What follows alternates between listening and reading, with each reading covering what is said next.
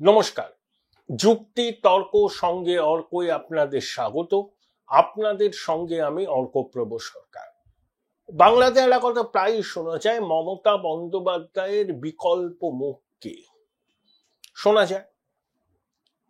সত্যি মমতা বন্দ্যোপাধ্যায়ের বিকল্প মুখ এতদিন ছিল না বিরোধী শিবিরে, কিন্তু বিজেপি এবার ঠিক করেছে এই যে প্রচার, মমতা বন্দ্যোপাধ্যায়ের বিকল্প মুখকে, এই প্রচারের তারা জবাব দেবে। দেখুন, সম্প্রতি বা বছর দুয়েক আগে যে সমস্ত রাজ্যের বিধানসভা নির্বাচন হয়েছে, সেখানে কিন্তু বিজেপি কোনো মুখকে সামনে রেখে নির্বাচনে যায়নি। যেমন শিবরাজ সিং চৌহান এতদিন মুখ্যমন্ত্রী ছিলেন মধ্যপ্রদেশে, তার ওই লাডলি বেহানা যোজনা তার সুফল বিজেপি পেল, প্রতিষ্ঠান বিরোধী তার হাওয়াকে ভোঁতা করে বিপুলভাবে বিজেপি জিতল। কিন্তু মুখ্যমন্ত্রী হলেন একদা শিবরাজ ঘনিষ্ঠ উজ্জয়িনী স্ট্রংম্যান মোহন যাদব। শিবরাজকে নরেন্দ্র মোদী মন্ত্রিসভায় গুরুত্বপূর্ণ দায়িত্বে আনা হয়েছে, কিন্তু কেউ কি ভেবেছিলেন যে মোহন যাদব মুখ্যমন্ত্রী হবেন, বা দিল্লিতে রেখা গুপ্ত হবেন, বা রাজস্থানের ওই ভদ্রলোক হবেন, উড়িষ্যার একজন যার কথা আমরা ভাবতেই পারিনি, আমরা ধর্মেন্দ্র প্রধানের কথা ভেবেছিলাম, কিন্তু তিনি হলেন না, মোহন মাঝি। কিন্তু উত্তরপ্রদেশে যোগী আদিত্যনাথের মুখকে সামনে রেখে নির্বাচনে লড়েছে বিজেপি। মহারাষ্ট্র দেবেন্দ্র ফডনবিস যে মুখ্যমন্ত্রী হবেন, বিজেপি ভালো ফল করলে সেটা ভোটের আগে এক প্রকার নিশ্চিত ছিল, কিন্তু ঘোষণা হয়নি। কিন্তু উত্তরপ্রদেশে ঘোষণা হয়ে গেছিল। পশ্চিমবঙ্গে কিন্তু এবার বিজেপি মমতা বন্দ্যোপাধ্যায়ের বিকল্প মুখকে সামনে রেখেই ভোটে দাঁড়াবে, এবং সেটা হচ্ছেন শুভেন্দু অধিকারী। অনেকে বলতে পারেন শুভেন্দু তো মাত্র 6 বছর হলো বিজেপিতে এসছেন, তাতে কিছু হয় না। বিজেপি ইকোসিস্টেমের সঙ্গে শুভেন্দু নিজেকে একদম সম্পৃক্ত করেছেন। বিজেপি কর্মীদের মধ্যে, সমর্থকদের মধ্যে শুভেন্দুর জনপ্রিয়তা অনেকের থেকে বেশি, এবং শুভেন্দু যেভাবে কর্মীদের পাশে দাঁড়ান, রাজ্য বিজেপির খুব কম নেতাই সেভাবে দাঁড়ান। এবং একই সঙ্গে কখনো উত্তরবঙ্গ, কখনো দক্ষিণবঙ্গ শুভেন্দু চষে ফেলছেন। দিনে 250 থেকে 300 কিলোমিটার ট্রাভেল করেন, তারপর হামলা হচ্ছে, তাকে মামলা মকদ্দমায় জর্জরিত করা হয়েছে। তিনি কোনো কর্মসূচি নিলে পুলিশ অনুমতি দেয় না, আদালত থেকে তাকে অনুমতি নিতে হয়।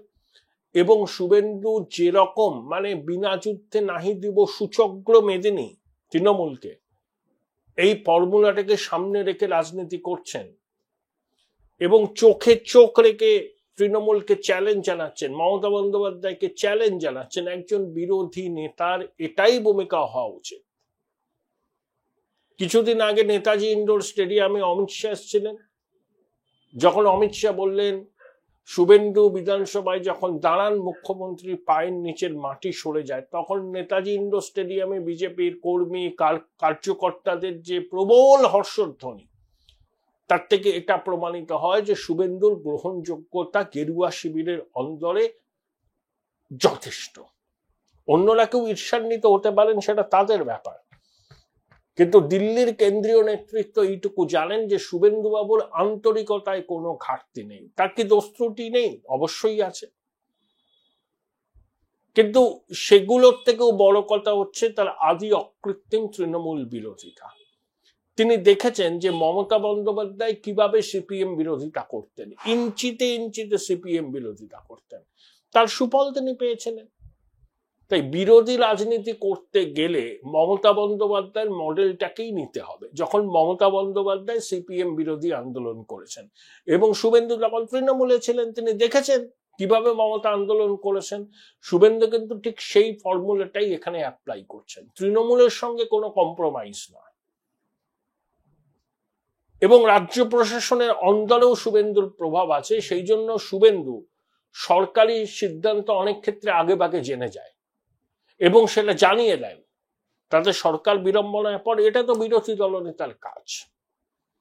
হিমন্ত বিশ্ব শর্মা কংগ্রেস থেকে এসেছিলেন বছর 10 আগে, তিনি আসামের মুখ্যমন্ত্রী, এবং উত্তর পূর্ব ভারতের সবকটি রাজ্যের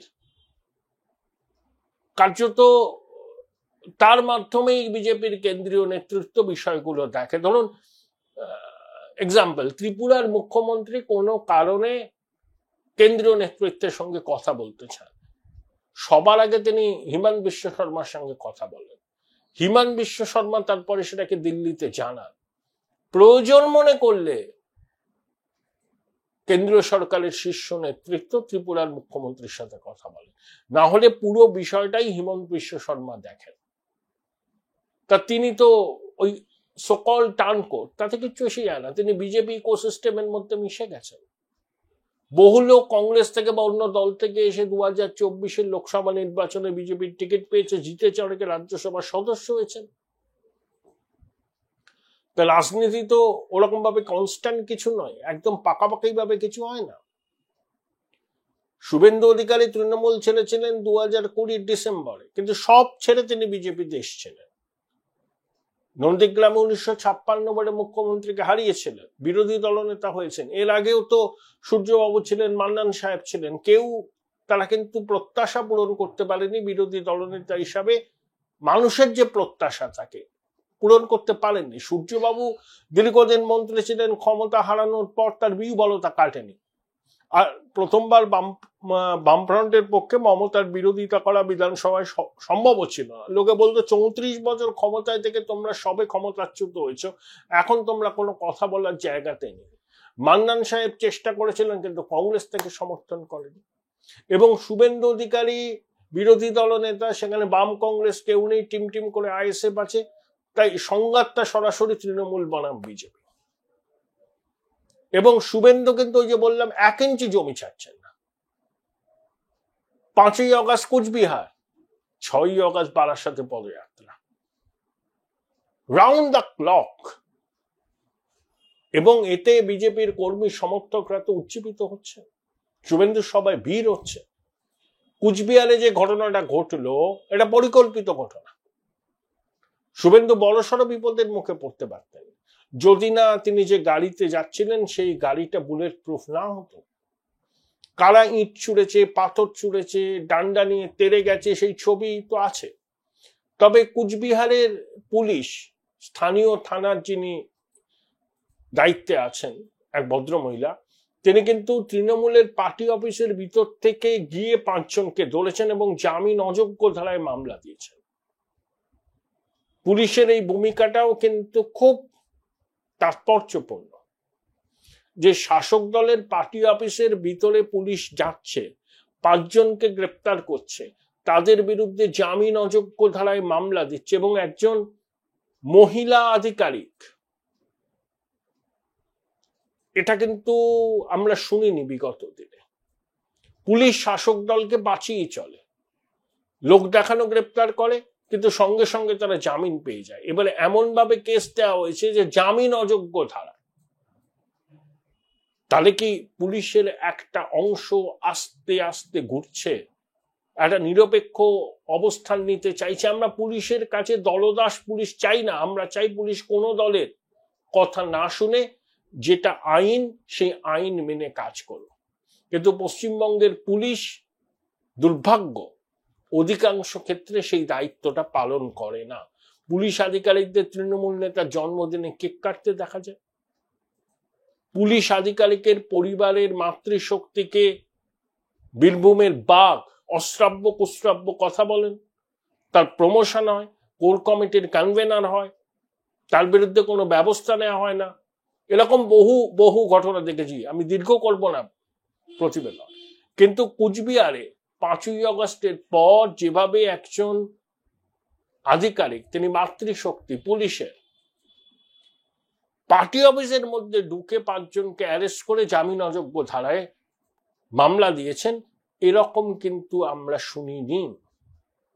আসলে পুলিশও তো বুঝতে পারছে যে তাদের প্রতি মানুষের ভরসা কমে যাচ্ছে, তাদের তো একটা দায়বদ্ধতা আছে। পুলিশ তো আমাদের সহনাগরিক, পুলিশের সিংহভাগ অংশ আইন মেনে কাজ করতে চায়, কিন্তু একটা অংশ তাদেরকে সেই কাজটা করতে দেয় না। এই যে চেঞ্জ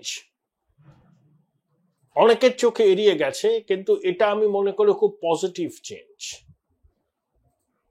কতদূর বিষয়টা এগোবে, সেই আধিকারিক শেষ পর্যন্ত সেই থানায় থাকতে পারবেন কিনা, তাকে সরিয়ে দেওয়া হবে কিনা আমি বলতে পারবো না। তবে শুনেছি তাকে ট্রান্সফার করার অনেক চেষ্টা হয়েছে, কিন্তু তিনি ফোর্সের মধ্যে খুব জনপ্রিয় বলে তাকে করা সম্ভব হয়নি। এটা শুভ লক্ষণ। কিন্তু একটা জিনিস স্পষ্ট, বিজেপি কাউকে যদি মুখ হিসাবে প্রজেক্ট করে 2021-এর এই 2026-এর বিধানসভা নির্বাচনে মমতা বন্দ্যোপাধ্যায়ের বিকল্প মুখ হিসাবে, সেটা কিন্তু শুভেন্দু অধিকারী হবে। এটা নিয়ে কারুর মনে কোনো আর যেন সন্দেহ না আছে। হয় বিজেপি কোনো মুখকে আনুষ্ঠানিকভাবে সামনে আনবে না, নির্বাচনে তারা যদি ক্ষমতায় আসে নির্বাচিত বিধায়করা ঠিক করবেন তাদের নেতা, আর যদি বিজেপি কোনো মুখকে প্রজেক্ট করে নির্বাচনে যায় তাহলে কিন্তু সেটা শুভেন্দু অধিকারী হবে। বিজেপির অনেক নেতার হয়তো এটা ভালো লাগবে না, কিন্তু সেই সমস্ত নেতারা কিন্তু অনেকেই কাহুজে বাঘ, টিভিতে বসে স্টেটমেন্ট দেওয়া। Join Indian Institute of Hotel Management now. Right choice, right decision.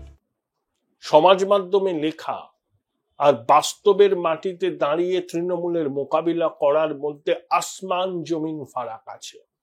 বিজেপির কেন্দ্রীয় নেতৃত্ব এটা জানেন। শুভেন্দু বাবু এই কাজটায় তার অনেক সহকর্মীকে 10 গোল দিয়েছেন। দেখুন, সুকান্ত মজুমদার রাজনীতিতে নতুন, ভদ্র মানুষ, তার অভিজ্ঞতা কিন্তু শুভেন্দু বাবুর মতো নয়। শুভেন্দু 35 বছর রাজনীতি করছেন। তাছাড়া সুকান্ত বাবু কেন্দ্রের মন্ত্রী আছে, তিনি হয়তো পূর্ণমন্ত্রীও হবেন কিছুদিন বাদে, তার অন্যরকম রেসপন্সিবিলিটি। শ্রমিক বাবুর আমি যতদূর জানি তার ভাবমূর্তিটা হচ্ছে সবাইকে নিয়ে চলো। শুভেন্দু আর শ্রমিক বাবুর তালমিল আছে। শ্রমিক বাবুর নাম চূড়ান্ত হয়েছিল 3 মাস আগেই, এবং শুভেন্দু বাবুর সাথে আলোচনা করে, এবং শুভেন্দু বাবু তাতে সিলমোহর দিয়েছিলেন। তাই শুভেন্দুর মধ্যে হয়তো রাজনীতির পথের কিছু পার্থক্য থাকতে পারে, কিন্তু ব্রড বেসড আন্ডারস্ট্যান্ডিংটা খুব ভালো। এবং দেখছেন না, শুভেন্দু বাবু প্রচুর কর্মসূচি নিচ্ছেন। কর্মসূচি তো সভাপতি কেন্দ্রিক পার্টি বিজেপি। এখন কি একবারে শুনছেন যে এটা দলীয় কর্মসূচি নয়, এটা পরিষদীয় দলের কর্মসূচি? শ্রমিক বাবু এবং শুভেন্দু বাবু যুগলবন্দি কাজ করছেন, এবং শুভেন্দু বাবুর সমস্ত রাজনৈতিক কর্মসূচিকে সমর্থন জানাচ্ছেন শ্রমিক বাবু। এই যুগলবন্দি যদি এভাবে চলতে পারেন, এবং দেখুন না বিজেপির পক্ষে মরণ বাঁচনের লড়াই, তারা যদি টিম স্পিরিটটা রাখতে পারে, একটা টিম হিসাবে কাজ করতে পারে, ছোট ছোট ব্যক্তি স্বার্থকে আপাতত শিখিয়ে তুলে, তাহলে কিন্তু তারা ভালো ফল করবে। পশ্চিমবঙ্গের মানুষের একটা বড় অংশ বিজেপির কাছে দায়িত্বশীল রাজনীতি প্রত্যাশা করে, এবং তাদেরকে মাঠে দেখতে চায়। বিজেপি সড়কে আছে, এবার একটু বাইলেনে ঢুকতে হবে। তারা ঢুকছে, অনেক জায়গায় বিজেপির সংগঠন মজবুত, কিন্তু মূল সড়ক থেকে পাশের রাস্তায়, গলিতে, লেনে, বাইলেনে ঢুকতে হবে। এই কাজটা বিজেপিকে করতে হবে। শুভেন্দুবাবু চেষ্টা করছেন সবাইকেই, যারা বিজেপির নেতা, যারা স্টুডিওতে বসে বা ঠান্ডা করে বসে আকাশ কুসুম স্বপ্ন দেখেন, কল্পনা করেন তৃণমূলকে হারানো সম্ভব। হ্যাঁ সম্ভব, তখনই সম্ভব যখন ঐক্যবদ্ধ লড়াই তারা করতে পারবেন, কাঁধে কাঁধ মিলিয়ে লড়তে পারবেন, তখনই সম্ভব, না হলে সম্ভব নয়। আশা করি বিজেপির কেন্দ্রীয় নেতৃত্ব এই বিষয়টা রাজ্য নেতাদের বুঝিয়ে দিয়েছেন। রাস্তায় কিন্তু পথ দেখাবে, এবং রাস্তাতেই থাকতে হবে বিজেপি নেতাদের, তাহলে তারা কিন্তু কাঙ্ক্ষিত ফল পেতে পারে। সম্প্রতি অমিত শাহের সঙ্গে সুকান্ত বাবু, শ্রমিক বাবু, নির্বাচিত সাংসদরা বৈঠক করেছেন। দেখুন, আরজি কর কাণ্ড নিয়ে সিবিআই এর প্রতি মানুষের অনাস্থা, বর্ষপূর্তি, এটা নিয়ে অমিত শাহকে বলেছেন বিজেপির রাজ্যের নেতারা। নানাবিধ দুর্নীতির তদন্ত থমকে আছে, বামপন্থীরা সেটিং এর তত্ত্ব খাওয়াতে চাইছেন। এই বিষয়গুলো নিয়ে অমিত শাহের হস্তক্ষেপ চেয়েছেন তারা। এই যে বাংলা বাঙালি ন্যারেটিভ তৃণমূল তৈরি করছে, এতে কিন্তু কাজ হচ্ছে না। বাঙালি আক্রান্ত নয়, বাংলা ভাষা কোথাও আক্রান্ত নয়। হাজার হাজার বাঙালি প্রতি বছর এখান থেকে বাইরে যায় কাজের জন্য, পড়তে, তারা ভালোই আছেন, কেউ তাদের কোন রকম বিড়ম্বনায় ফেলছে না, ডিস্টার্ব করছে না। কিন্তু বাংলাদেশি খুঁজতে হবে। বাংলাদেশি বাংলা ভাষায় কথা বলে তারা কিন্তু পশ্চিমবঙ্গের বাঙালি নয়। সেই বাংলাদেশিদের খুঁজে বার করে রিপোর্ট করতে হবে। এটা ভাষা সন্ত্রাস নয়, এটা বাঙালিদের প্রতি কোনো বিদ্বেষ নয়। আজকে দেখলাম আনন্দবাজার পত্রিকায় যাদবপুর বিশ্ববিদ্যালয়ের ইংরেজির এমেরিটাস প্রফেসর সুকান্ত চৌধুরী আবার বঙ্গভঙ্গ বলে একটা প্রবন্ধ লিখেছেন। উনি পণ্ডিত মানুষ, উনি বাস্তবটা জানেন না, একাডেমিক মানুষ তো, একটা কল্পলোকে থাকেন। উনি ওই সেকুমাকু ইকোসিস্টেমের লোক। ওসব লেখা পড়লে বোঝা যায়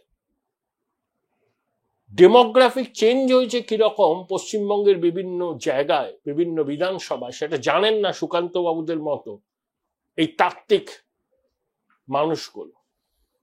তারা গজদন্ত মিনারে বসে বাণী আওড়ান, মানুষকে বিভ্রান্ত করেন। অবশ্য ওনাদের এইসবে কিছু কাজ হবে না। এবার পশ্চিমবঙ্গের বাঙালিরাই বাংলাদেশি বাঙালিদের চিনিয়ে দিচ্ছেন প্রবাসী, কারণ তারা বুঝতে পেরেছেন বাংলাদেশি অনুপ্রবেশকারীরা তাদের কাজের বাজারে থাবা বসাচ্ছে। এই অনুপ্রবেশকারীদের মধ্যে বিচ্ছিন্নতাবাদী লোকজন নেই, তার কি কোনো গ্যারান্টি আছে? পশ্চিমবাংলা থেকেই তো স্লিপার সেলের সদস্যরা ধরা পড়েছে। এই রাজ্যেই খাগড়াগড়ের বিস্ফোরণ হয়েছে, ভুলে যাইনি আমরা, সেখানে বাংলাদেশি জঙ্গিদের হাত ছিল। তো এই বাংলাদেশ অনুপ্রবেশকারীদের বিরুদ্ধে লড়াই চলবে, ডিপোর্ট করতে হবে। এখানে ভাষা কোনো বিষয় নয়। বাংলায় বাংলাদেশিরাও কথা বলেন, পশ্চিমবঙ্গের বাঙালিরাও কথা বলেন। শুধু একই ভাষা হওয়ার জন্য একজন বাংলাদেশি ভারতীয় নাগরিক হতে পারেন না। এই জনসমুদ্রে মিশে গিয়ে তারা বলতে পারেন না যে আমরা ভারতীয় নাগরিক। তারা বাংলাদেশি নাগরিক, অবৈধভাবে এই দেশে ঢুকে পরিচয়পত্র জোগাড় করে তারা ভারতের নাগরিক হতে চাইছেন। ভারত ধর্মশালা নয়। এদের চিহ্নিত করে ডিপোর্ট করতে হবে। তাতে অনেকের খারাপ লাগতে পারে, লাগুক। জাতীয় নিরাপত্তার স্বার্থে এই কাজটা সমস্ত সরকারকে করতে হবে।